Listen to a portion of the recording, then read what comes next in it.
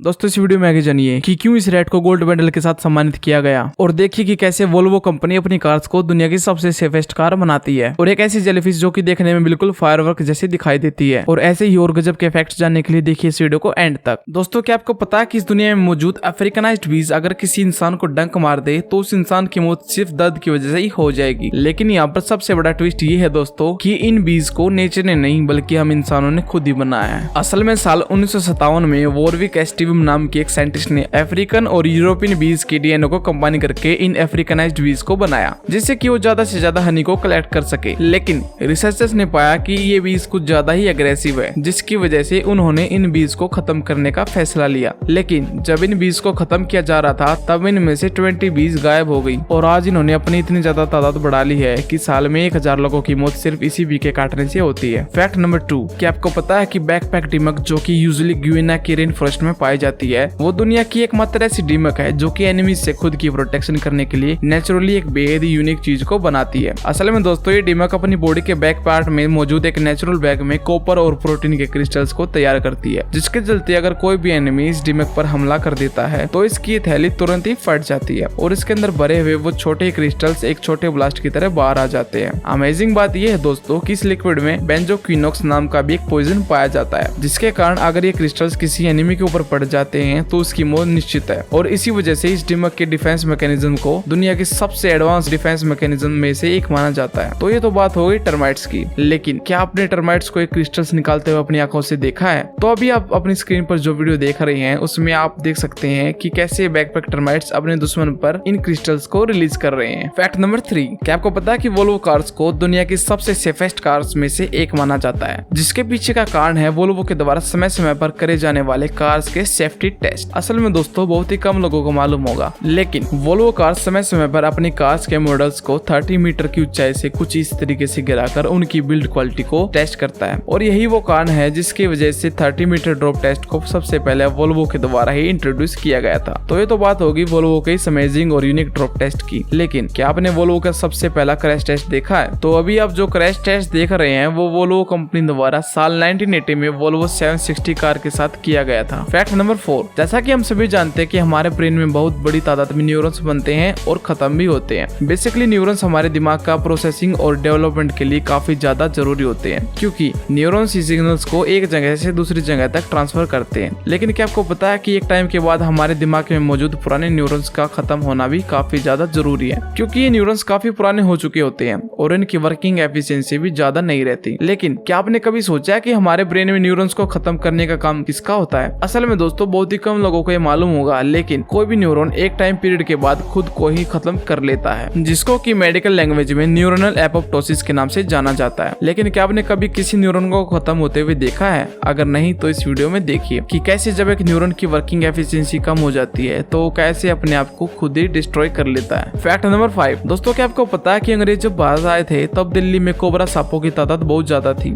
जिसके कारण अंग्रेजों को काफी ज्यादा परेशानी हो रही थी जिसकी वजह से अंग्रेजों ने दिल्ली में एक नई पॉलिसी को इंट्रोड्यूस किया। इस पॉलिसी के तहत जो भी इन कोबरा सांप को पकड़कर ब्रिटिशर्स के हवाले करेगा उनको इनाम के तौर पर अच्छे पैसे दिए जाएंगे। दोस्तों अगर इस पॉलिसी को देखा जाए तो दिल्ली और उसके आसपास के इलाकों में कोबरा सांप की तादाद 5-6 महीनों में खत्म हो जानी चाहिए थी। लेकिन इस पॉलिसी के लगने के 1 साल के अंदर ही दिल्ली में कोबरा स्नेक्स की संख्या ऑलमोस्ट 3 से 4 गुना बढ़ गई। अब आप सोच रहे होंगे कि ऐसा कैसे पॉसिबल है? तो असल में दोस्तों इस घटना को द कोबरा इफेक्ट के नाम से जाना जाता है जहाँ पर जैसे ही अंग्रेजों ने इस पॉलिसी को इंडियंस के सामने रखा तो उन्होंने अपनी इनकम को बढ़ाने के लिए और ज्यादा कोबराज को पालना स्टार्ट कर दिया जहाँ पर वो इनका रख रखाव और रिप्रोडक्शन भी कराया करते थे जिससे कि वो लोग ज्यादा अमाउंट में कोबराज को अंग्रेजों को देकर पैसे कमाया करते थे। जब अंग्रेजों को इस चीज के बारे में खबर हुई तब उन्होंने इस चीज को तुरंत खत्म कर दिया लेकिन तब तक इन कोबराज की संख्या दिल्ली में 3 से 4 गुना तक बढ़ चुकी थी। फैक्ट नंबर 6, क्या आपको पता है कि यूके में समय समय पर वर्ल्ड गर्निंग चैंपियनशिप भी कराई जाती है? असल में दोस्तों इस चैंपियनशिप में सभी कंटेस्टेंट्स को सबसे गंदा फेस बनाना पड़ता है और इस कंपटीशन में जो भी सबसे गंदे फेस बनाता है उसे इस कॉन्टेस्ट का विनर घोषित कर दिया जाता है। और ये चैंपियनशिप इतनी ज्यादा पॉपुलर है कि इसमें दूसरे देशों के लोग भी अपने टैलेंट को दिखाने के लिए यूके जाते हैं। फैक्ट नंबर 7, क्या आपको पता है कि क्रोएशिया में पैदा हुए फ्रेंच सेलेक को इस दुनिया का सबसे लकी इंसान माना जाता है? ऐसा इसलिए दोस्तों क्योंकि जब 1962 में सेलेक ट्रेन से ट्रेवल कर रहे थे तो वो ट्रेन ब्रिज से नीचे गिरकर नदी में डूबने लगी जिसके चलते उसमें मौजूद ऑलमोस्ट सभी पैसेंजर्स खत्म हो गए। लेकिन फ्रेंच उस ट्रेन से निकलकर तैरते हुए पानी की ऊपरी सतह तक पहुंच गई। इसके बाद उन्होंने साल 1963 में पहली बार प्लेन से ट्रेवल किया, लेकिन फ्लाइट में हुए कुछ इश्यू के कारण उस फ्लाइट का दरवाजा अपने आप खुल गया, जिसके कारण फ्रेंड उस प्लेन से नीचे गिर गए। लेकिन वो नीचे घास के ढेर पर जाकर गिरे, जिसकी वजह से उनको कुछ छोटी मोटी खरोंच आई और उनकी जान बच गई। लेकिन उस फ्लाइट की थोड़ी ही दूर जाकर क्रैश लैंडिंग हुई, जिसके कारण उस फ्लाइट में मौजूद सभी पैसेंजर्स की मौत हो गई। इसके बाद साल 1966 में फ्रेंड बस से ट्रेवल कर रहे थे, जिसके चलते वो बस भी पानी के अंदर गिर गई। लेकिन फ्रेंड ने एक बार फिर बस से बाहर निकलकर तैरते हुए अपनी जान बचा ली। और ऐसे ही आगे चलकर एक बार बस से कुचले जाने,